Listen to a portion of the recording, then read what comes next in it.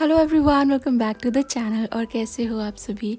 उम्मीद करती हूँ आप सभी बहुत ही अच्छे होंगे, सेहतमंद होंगे, खुशहाल होंगे, अपना अच्छी तरह से ध्यान रख रहे होंगे और हम सब भी एकदम मज़े में हैं। And looks like you love my videos जिसमें मैं बच्चों का टिफ़िन शेयर करती हूँ। शायद आपको भी टिफ़िन आइडियाज़ की तलाश रहती है, तो ये वीडियो मैंने फिर से शुरू किया एकदम सुबह से। बच्चों का टिफ़िन बना रही हूँ मैं। वैसे तो ये रेसिपी मैं शायद पहले भी शेयर कर चुकी हूँ। पनीर के पराठे बना रही हूँ, बट सुबह में आप कैसे फटाफट बना सकते हो ना, वो टिप्स एंड ट्रिक्स आपके साथ शेयर करूँगी। मैं पनीर यूजुअली फ्रोज़न रखती हूँ। बहुत सारे दोस्त मुझे पूछते हैं कि आप कैसे पनीर को फ्रोज़न करते हो। तो अगर जो पनीर है वो मैंने डेयरी से लाया है, लाइक वो 1 किलो का बड़ा सा ब्लॉब दे देते हैं, तो फिर मैं उसे काट कर छोटे छोटे चंक्स बनाकर 200 ग्राम्स जैसे अलग अलग उसको धो करके स्टोर कर देती हूँ। लेकिन अगर वो जैसे पैकेट है जैसे अमूल का होता है, तो मैं ऐसे ही उसको धो करके फ्रीज़र के अंदर डाल देती हूँ और जब चाहिए होता है तब मैं उसे पहली रात को निकाल करके फ्रिज सेगमेंट में रख देती हूँ, जिससे वो ओवरनाइट थॉ हो जाए, तो फिर वो सुबह सॉफ्ट हो जाता है। फिर पैकेट जैसे आप इस्तेमाल करते हैं, पैकेट खोलें, पनीर धोएं, पोंछ लें और उसके बाद इसे यूज़ कर सकते हैं। आटा लगा के रख रही हूँ मैं। पनीर मैंने ग्रेट कर लिया है और इसके बाद मसाला करेंगे। पनीर के अंदर बिल्कुल सिंपल मसाले करेंगे क्योंकि मैं टिफ़िन के लिए बना रही हूँ। ऐड किया है मैंने थोड़ी सी लाल मिर्ची का पाउडर, थोड़ा सा भुना ज़ीरा, थोड़ा सा ऐड कर रही हूँ मैं धनिया का पाउडर, बिल्कुल थोड़ा गरम मसाला। और इसके बाद ये मैंने 1 छोटी चम्मच जैसा मैगी का जो मसाला है, मैजिक आता है ना, वो ऐड किया है। इसमें थोड़ा नमक रहता है, तो नमक ऐड कीजिएगा थोड़ा सा ध्यान से। अभी ये सारी चीज़ें मिला करके मिक्स कर लें। और अगर मैं ये पराठे ऐसे दिन पे बनाती हूँ जब छुट्टी है, बच्चे मेरे सामने बैठ कर के खाएंगे, तो मैं इसमें फिर बहुत सारी धनिया, प्याज, थोड़ी मिर्ची वगैरह डालती हूँ। लेकिन अगर वो स्कूल के लिए ले जा रहे हैं ना, तो फिर मैं ये सब नहीं डालती। 1, थोड़ा सा ठंडे पराठों में प्याज का टेस्ट अच्छा नहीं लगता, एंड 2, जो शानू है ना, वो थोड़ा वो प्याज निकाल के खाती है, तो मैं नहीं चाहती कि वो स्कूल में भी यही करे, क्योंकि वो थोड़ी आदत से मजबूर है। I am working on a. लेकिन फिर मैं नहीं चाहती कि वो प्याज निकालने के चक्कर में जितना टाइम रहता है लंच ब्रेक का, उसमें खाना ना खा पाए। मैं हमेशा आकर के एक बार ज़रूर से बाहर देखती हूँ आज सुबह कैसी है। जब मैं खाना बनाना शुरू करती हूँ तो डार्क ही रहता है यूजुअली, मतलब सनराइज़ नहीं हुआ होता। और खाना बनाते बनाते जब मेरा डन हो जाता है ना, मैं बच्चों को दे देती हूँ, तब मैं वापस से जा कर के देखती हूँ, तो यूजुअली सनराइज़ हो जाता है। तो ये मेरा रोज़ का नियम है, एंड काइंड ऑफ ना मोटिवेशन भी है कि जाकर देखूँ मेरा काम पहले ख़त्म हुआ कि सनराइज़ पहले हुआ।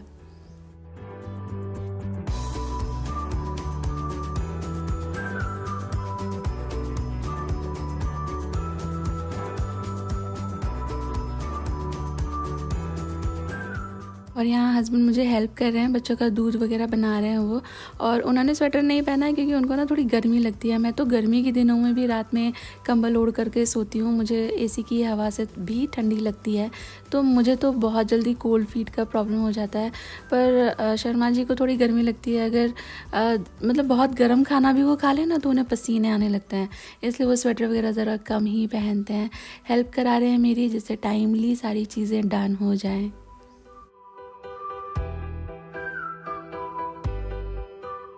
एक बात बहुत अच्छी है हमारी इस एग्जिस्टिंग सोसाइटी में, पता नहीं क्यों जो पानी आता है ना, सुबह में जैसे टैप में हाथ डालो तो हाथ फ्रीज़ हो जाते हैं, वैसा नहीं होता, हल्का गरम गरम ही आता है। I don't know why and how, but एकदम ऐसा ठंडा चिल्ड जैसा फील नहीं होता।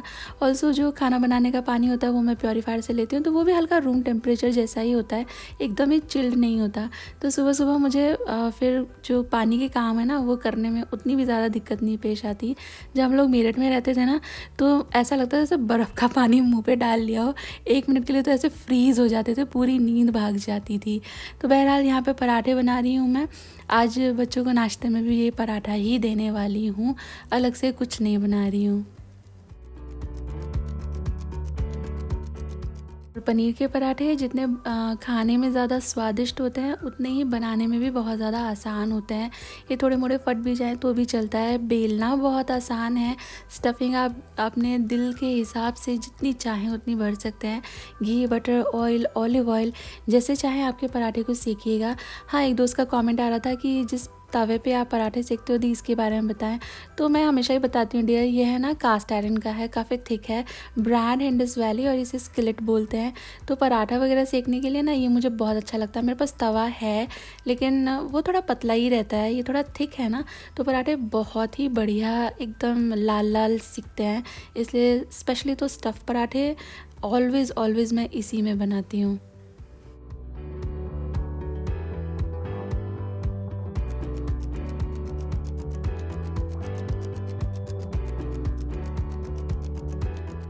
और जो मेरे कुकवेयर्स है ना उसका लिंक मैंने वीडियो के डिस्क्रिप्शन बॉक्स में रखा है।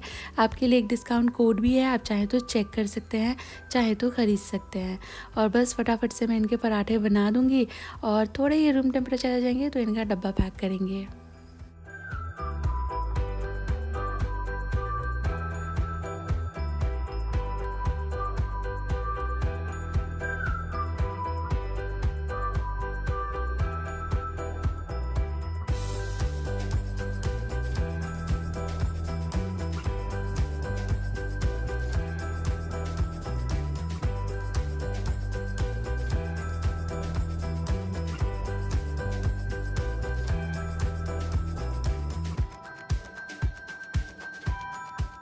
आज टिफ़िन में जा रहा है एप्पल। एक्चुअली कोई और फ्रूट नहीं है मेरे पास, इसके अलावा अमरूद है। अमरूद तो दोनों ही नहीं खाती, उनको बिल्कुल भी पसंद नहीं है, इसलिए मैं एप्पल ही रख देती हूँ। हल्का सा लेमन मैंने जो है स्क्वीज़ कर दिया था एप्पल्स के ऊपर, देन पराठे, देन थोड़े एप्रिकॉट एंड केक रखा हुआ था वो मैंने रख दिया है।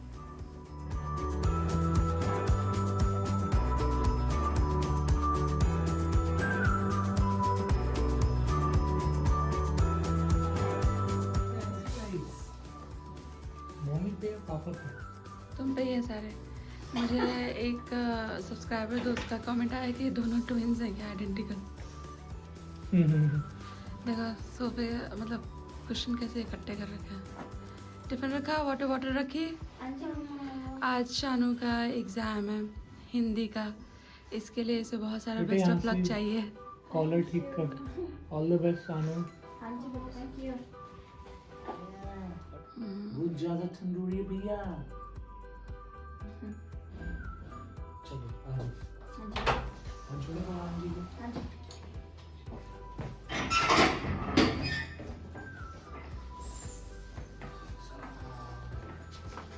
Can you feel?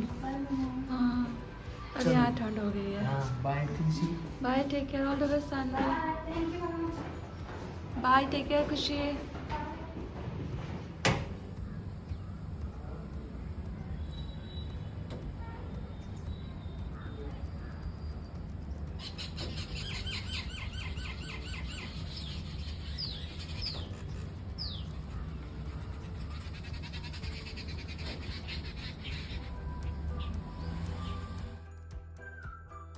बहुत सर्दी बढ़ गया है हमारे यहाँ पे, एंड फ्रैंकली बोलूँ दिसंबर में उतनी सर्दी नहीं थी, जैसे 25 दिसंबर के आसपास जगह जगह स्नोफॉल होने लगता है ना, यहाँ उतनी सर्दी नहीं थी। लेकिन जब से न्यू ईयर आया है ना, मतलब जनवरी लगा है, हर रोज़ with every coming day drop in temperature feel हो रहा है। और ठंडी हवाएं इतनी ज़्यादा चलती हैं, जब सुबह बच्चों को छोड़ने जाते हैं ना हम लोग, तो इतनी तेज़ वो ठंडी ठंडी हवाएं फील होती हैं, और वो ठंडी ड्राई हवा की वजह से ना और भी ज़्यादा ठंडा लगता है। और विंटर्स है ना, winters comes with dryness and it makes my lips cracked and chapped. होठ इतने ड्राई और फटे हो जाते हैं ना कि हंसना तो दूर, कभी कभी तो बात करना भी मुश्किल हो जाता है। Smiling is painful in winters, but now Mamaearth के नरिशिंग लिप बाम्स के साथ I have found a saviour. These lip balms are infused with 100% natural goodness of shea butter and coconut oil. I am assured that it leaves my lips moisturized, nourished and supple. Mamaearth के nourishing tinted lip balms makes lip look naturally pink and rosy, और ये lip balm है ना non tinted variant में भी आता है। This one is strawberry that has goodness of vitamin E and strawberry. ये आपके lips को देता है बिल्कुल ही natural rosy tint, perfect for brunch with friends। और ये है raspberry, It has vitamin E and raspberry. It gives natural pink tint, perfect for a movie date. और ये है shea butter variant जिसमें है vitamin E और shea butter and it is for those days when you are not looking for any tint. और ये lip balms moisturizing, nourishing and super affordable है, इसलिए you can get all the variants and use them according to your mood of the day. And these lip balms are 100% toxin free and made with goodness of natural ingredients, making it feel like a kiss of nature. और ये made safe certified भी हैं. These lip balms glides on your lips like a dream, makes your lips soft and plump. और अगर आप इन lip balm में interested हैं, make sure you're using my discount code which is Neelam 2023. इसका इस्तेमाल करके आपको मिलेगा आपके ऑर्डर पे 20% का discount when you place your order through Mamaearth की official website or their app. These products are also available on Flipkart, Amazon and Nykaa but without my discount code.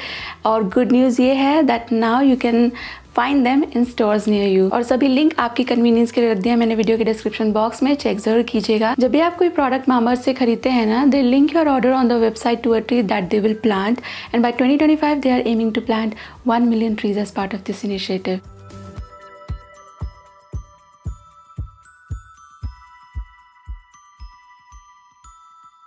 सुबह के काम से फ्री हो गई हूँ मैं, फ़्रेश हो गई हूँ मैं. थोड़ी देर में बच्चों के आने का टाइम हो जाएगा. सानवी के एग्ज़ाम्स भी चल रहे हैं तो उसका तो स्केड्यूल अभी बहुत ही ज़्यादा टाइट है. वो आएगी, थोड़ा ही टाइम मिलता है इनको खाने पीने का, उसके बाद तुरंत ये लोग चले जाते हैं ट्यूशन. आकर फिर ट्यूशन का जो काम है वो कंप्लीट करती है. उसके बाद फिर वापस से नेक्स्ट डे का जो एग्ज़ाम है उसकी तैयारी करती है. कभी कभी मेरी बच्ची 1 बजे तक भी जागती रहती है. मैं उसे बोलती हूँ कि बेटा सो जा, सुबह अगर फ्रेश जागोगे ही नहीं तो एग्ज़ाम में भी क्या परफॉर्म करोगे. तो मैं कुछ बहुत अच्छा सा बनाने वाली हूँ जो उन्हें दोनों को बहुत पसंद है. बहुत ही कंफर्टिंग कोजी सा ये खाना है. 1 पॉट मील है, बहुत जल्दी बन जाता है. तो इसमें ना चीज़ें भी कम ही लगती हैं. इसमें जाएगा लहसुन और प्याज, वो मैं छील करके तैयार कर लूँगी. प्याज जो है मैं थोड़े मोटे मोटे ही काटूँगी थोड़ी देर बाद. बेसिकली ये बनता है, इसे कहते हैं गुजराती में मोरियो और हिंदी में समा के चावल, जो हम यूजुअली उपवास में खाते हैं. और ये है ना सिर्फ उपवास तक ही लिमिटेड है. जब व्रत होते हैं तभी हम इसका खिचड़ी, खीर, पुलाव वगैरह बनाते हैं, अदरवाइज़ पूरे साल इसका इस्तेमाल नहीं करते. मैं आपको एक बहुत ही बढ़िया रेसिपी दे रही हूँ जो आप समा के चावल से बना सकते हैं. एक बार बनाएंगे बार बार आप बनाना चाहेंगे. ये मैंने थोड़े से समा के चावल ले लिए हैं. अब इसको अच्छी तरह 2-3 बार आप धुल लीजिए और एक साइड रख दीजिए सोख होने के लिए. ये है दही और इसके अंदर ऐड कर रही हूँ मैं बेसन. कोई भी प्रोपोर्शन आप ले सकते हैं, बस बेसन थोड़ा कम, दही ज़्यादा, तिहाई आप बेसन ले सकते हो. और इसके बाद ऐड किया है मैंने इसके अंदर हल्दी का पाउडर, धनिया का पाउडर, लाल मिर्ची का पाउडर. अब अच्छी तरह से सारी चीज़ों को फेंट लीजिए जिससे कि जो बेसन है और जो दही है दोनों के ही लम्स ब्रेक हो जाएं. ऐड कीजिए इसमें थोड़ा सा नमक. नमक आप अभी थोड़ा ऐड कर लीजिए, बाद में टेस्ट करके ऐड कर सकते हैं. एंड देन पानी. अब अच्छी तरह से मिक्स कर लीजिए. अगर आप शुरू में ही ये लिक्विड बना लेंगे ना, मतलब पानी भी ऐड कर देंगे, तो चांसेस आर ब्राइट की लम्स रह जाएं. इसलिए पहले दही को और बेसन को साथ में अच्छी तरह फेंट लीजिए. दही घर का ही है और थोड़ा पुराना रहे तो हमेशा इस तरह की प्रेप्स में अच्छा रहता है. तो नीचे का दही बच जाता है ना, तो उससे फिर मैं इस तरह की प्रेप्स जैसे कढ़ी जैसी जो रहती है ना वो बना लेती हूँ. तो मिक्स हो चुका है रेडी. एक प्याज मैंने रफली काट लिया है. एंड विंटर के प्याज जितने खूबसूरत होते हैं, इनका कलर इतना अच्छा होता है ना, उतना ही बढ़िया ये टेस्ट आपके खाने को देते हैं. एंड 2 हरी मिर्ची मैंने मोटी मोटी काट ली हैं जिससे बच्चों के मुंह में ना आए, वो आंखों से देख करके उसे फिर निकाल दें.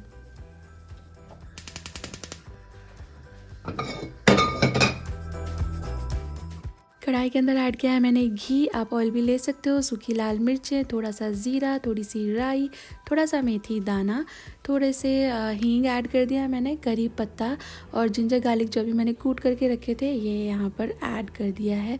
थोड़ा सा भूनेंगे जब तक जिंजर गार्लिक की खुशबू आने लगेगी, रॉ स्मेल चली जाएगी. फिर ऐड कर दीजिए इसमें कटे हुए प्याज, हरी मिर्ची और इनको बिल्कुल कम भूनना है. आप देखिए ये सॉफ्ट हो गए हैं लेकिन कलर बहुत ज़्यादा इस पर नहीं है. ऐसा भूनने के बाद जो भी मिक्स रेडी किया था वो इसके अंदर पोर कर दीजिए. अब जो दही है वो फट सकती है ना, क्योंकि कढ़ी जैसा ही है ये, तो इसको चलाते रहिए, निरंतर चलाते रहिए. कंसिस्टेंसी मैंने यहाँ थोड़ी सी एडजस्ट करने के लिए और पानी मिला दिया है और वो लोटा भी मैंने धो डाला है, वाई टू वेस्ट. और इसको तब तक चलाएंगे जब तक एक बॉयल दिखने लगे. कंटिन्यूसली चलाते हुए एक बॉयल ले आइए और इसके बाद जो ये समा के चावल थे ये इसके अंदर अभी हम लोग ऐड कर देंगे। Give it a good mix. और अभी आप इसे ओकेजनली चलाएंगे तो चलेगा, सिर्फ इसलिए कि ये नीचे लग ना जाए उस हिसाब से चलाते रहिए। अब ये कर्डल नहीं होगा, एक उबाल आ जाता है ना तो फिर कढ़ी इज़ गुड टू गो, अपने आप फिर वो पकती रहती है।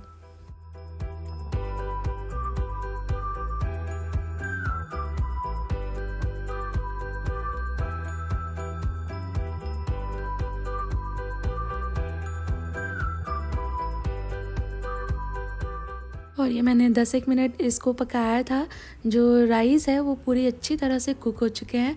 कंसिस्टेंसी मुझे ये चाहिए सॉफ्ट खिचड़ी जैसी। आप थोड़ा इसको सूपी भी रख सकते हो और इससे भी थोड़ा सा गाढ़ा भी रख सकते हो। बनाकर देखना, बहुत ही बढ़िया लगता है ये खाने में, एकदम comforting, warm and cozy. Winter lunch के लिए एकदम ही अप्रोप्रिएट आइटम है। And icing on the cake बच्चों को बहुत ही ज़्यादा पसंद आता है।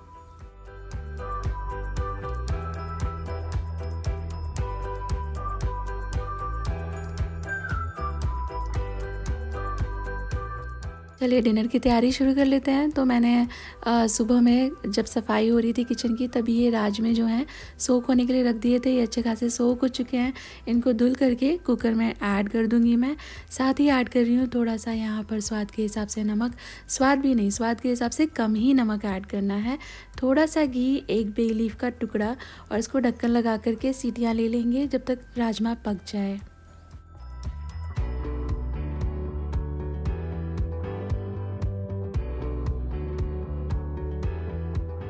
मैं सुबह में थोड़ी सब्ज़ी भी लाई थी तो सब्ज़ी के साथ आज मैं मिर्चियाँ लेकर आई थी। तो मिर्चियाँ को तैयार करके मैं अभी स्टोर कर दूँगी। मिर्ची ला करके आप धुल करके पोंछ लीजिए, एकदम सूखा कर लीजिए। इसके बाद इसके डंठल हटा दीजिए जो स्टेम रहते हैं, क्राउन। एंड देन इसके बाद कोई टॉल कंटेनर ले लीजिए। मैंने ये खुद से आजमा के देखा है इसलिए मैं बता रही हूँ, वाइड नहीं, टॉल कंटेनर ले लीजिए। इसको इस तरह से टिश्यू पेपर से लाइन कीजिए। इसके बाद इसके अंदर बिल्कुल सूखी वाली क्राउन लेस मिर्चें रख दीजिए। और ये मिर्चें 1 महीने से भी ज़्यादा तक अच्छी चलती हैं। मेरे घर में मिर्ची का उतना कंजप्शन नहीं है, एक दो हर मील में पड़ती है, तो ये मेरे बहुत दिन चल जाती है। और बस ढक्कन लगा के इसको रख दीजिए। जैसे जैसे इसमें, मतलब अभी आप इसे फ्रिज में रख दीजिए, आप जब इस्तेमाल करें ढक्कन पे थोड़े से वेपर्स आ जाएंगे, उन्हें पोंछ के रख दीजिए। बस ये मेरी लगभग 1 महीने पुरानी मिर्ची हैं। लुक एट देम, उतने ही फ्रेश लग रहे हैं जितने अभी मैंने जो कंटेनर में डाले हैं। बिल्कुल अंदर से भी सफ़ेद ही हैं, बढ़िया फ्रेश लग रहे हैं।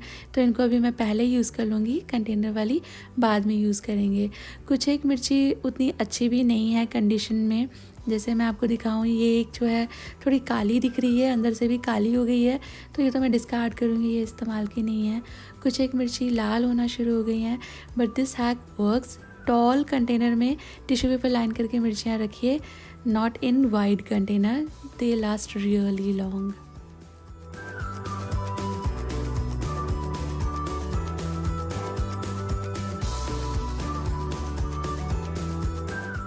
और राजमा के लिए चाहिए होंगे प्याज, तो 3 प्याज मैंने ले लिए हैं। और ये मेरा जो क्रशर है, चॉपर है, इलेक्ट्रिक चॉपर, इसके अंदर मैं चॉप कर लूँगी। और ये है from the brand boss, BOSS। और ये मैंने लोकल वेंडर से ही लिया था, एक लोकल शॉप है, उसी भैया के पास से मैं हमेशा बर्तन लेकर आती हूँ, तो उन्हीं के पास से मैं ये लेकर आई थी। और ये बहुत बढ़िया है, इसमें देखिए प्याज तो कितने बढ़िया हो जाते हैं तैयार। राजमा मैं बना रही हूँ सरसों के तेल में, तो लोहे का मैंने कढ़ाई ले लिया है, सरसों का तेल स्मोक कर लिया था, ज़ीरा तड़का लिया था, इसके बाद प्याज ऐड कर दिए हैं। प्याज काफ़ी सारे हैं, भुनने में वक्त लगेगा, तो राजमा के लिए एक ग्रेवी तैयार कर लेते हैं। तो ब्लेंडिंग जार के अंदर मैंने ऐड किया है लहसुन, अदरक। जितना आप लहसुन लेते हैं उससे आधा ही अदरक लें। हरी मिर्चियाँ जितना तीखा आपको पसंद आए। और फिर मैं यहाँ कॉम्बिनेशन ले रही हूँ, 2 हाइब्रिड टमेटोज़ ले लिए हैं, 4 देसी टमाटर ले लिए हैं। देसी टमाटर एकदम छोटे छोटे थे इसलिए 4 लिए थे। आप अगर हाइब्रिड टमेटोज़ के बराबर साइज़ के हैं ना, तो हाइब्रिड टमेटो से एक ज़्यादा ले सकते हो, ये अच्छी खटास देते हैं राजमे को। प्याज अच्छे भुन गए थे, आप देखिए बहुत ही बढ़िया ब्राउन प्याज हो गए थे। तो मैंने इसमें ये जो टमाटर का मिक्स था ये ऐड किया। इसके बाद मैं इसमें ऐड कर रही हूँ कसूरी मेथी, 1 बड़ा चम्मच कसूरी मेथी क्रश करके, थोड़ा सा हल्दी का पाउडर, लाल मिर्ची का पाउडर, धनिया का पाउडर, और 1 regular spoon rajma masala. Then थोड़ा सा कश्मीरी लाल मिर्ची का पाउडर, थोड़ा सा गरम मसाला, आमचूर। प्रेफरेबली अनारदाना का पाउडर ऐड कीजिएगा, बट अनारदाना का पाउडर उतना इजीली अवेलेबल नहीं है। आपके पास हो तो वही ऐड करें, अदरवाइज़ आप आमचूर से रिप्लेस कर सकते हो। अभी अच्छी तरह से इसको मिक्स कर लीजिए और इसको ना भूनना है। इस मसाले की भुनाई में थोड़ा वक्त लगेगा, जब तक तेल दिखने लगे, कलर भी बदल जाएगा, सॉफ्ट हो जाएगा, तब तक आप इसको भूनिएगा। ये जितना अच्छा बनेगा आपका राजमा उतना ही स्वाद बनेगा। राजमा चेक कर लेते हैं। कुकर का प्रेशर अपने आप निकल गया था तो मैंने ढक्कन खोला है, राजमा एकदम सॉफ्ट हो गया है। ये चित्रा राजमा है, ये वैसे भी बहुत जल्दी पक जाता है, जल्दी सॉफ्ट हो जाता है, लेकिन इसका टेस्ट उतना अच्छा नहीं होता जितना रेड किडनी बीन्स का होता है। तो मुझे यही मिलता है यार, यहाँ लाल वाले मिलते नहीं हैं, तो इसलिए मैं ये यूज़ कर रही हूँ। आपके पास जो राजमा अवेलेबल हो वो आप ऐड कर सकते हैं। अच्छी तरह से मसाला भून जाएगा, तेल छूट जाएगा, तो फिर आप मसाले में राजमा मिला सकते हो। कढ़ाई छोटी थी, कुकर बड़ा था, इसलिए मैंने मसाला राजमे में मिला दिया। अब आप यहाँ पर है ना ये बे लीफ निकाल सकते हैं और अपने स्वाद के हिसाब से नमक और डिज़ायर्ड कंसिस्टेंसी के हिसाब से पानी ऐड कर लीजिए। और या तो इसे खुला ही पका लें 1 बॉईल तक, या सीटी लगा लीजिए 1 सीटी तक। बस राजमा जैसे कुकर ठंडा हो जाएगा, ढक्कन खोलिए, आपका राजमा रेडी है। And rajma is a universal love with rice. तो मैं जीरा राइस बना रही हूँ फटाफट से।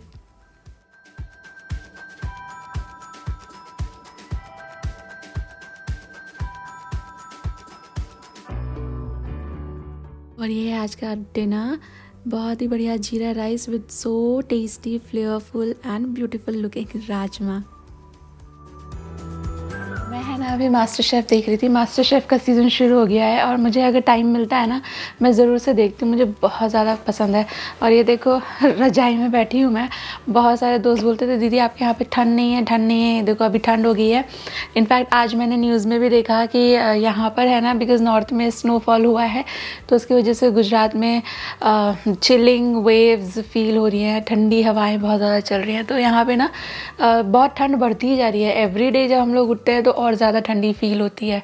तो मैं बोल रही थी मैं ना मास्टर शेफ़ देख रही थी, और मतलब मेरा खुद का काम भी ऐसा ही है। मैं रेसिपी की वीडियो बनाती हूँ, आप लोग के साथ शेयर करती हूँ। आप लोग उसी से रिलेटेड मुझे कमेंट करते हैं, आपने ये ट्राई किया, वो ट्राई किया, बहुत अच्छा लगता है। लेकिन कभी कभी हम चीज़ों को ना उतना डीप में फील नहीं कर पाते। अभी मैं ये देख रही थी और ये सभी लोग कैसे, कितने इमोशंस हैं मास्टर शेफ़ को लेकर, कितना ज़्यादा लोगों में फीलिंग है अपनी रेसिपीज़ को लेकर, कुकिंग कितना पैशन है, वो लेवल ही अलग है। तो food has a different language. Food का कोई बैरियर नहीं है, जस्ट लाइक म्यूज़िक। तो उसका एक अलग ही लैंग्वेज है जो लोगों को कनेक्ट करता है। एक्चुअली एक सवाल याद आ रहा है मुझे, बहुत बार ऐसे कमेंट मिलते हैं कि आपके बच्चे स्कूल में पढ़ने जाते हैं कि पिकनिक मनाने जाते हैं, आप इतना सारा खाना उनको देते हो। तो आपने मुझे कभी भी कहते सुना होगा ना, तो मैं यही कह के उस बात को छोड़ देती हूँ कि बच्चे लोग शेयर करते हैं। तो स्कूल में तो ऐसा होता ही है, बच्चे लोग सब लोग अपना टिफ़िन खोल लेते हैं, सभी लोग बैठकर शेयर कर रहे होते हैं।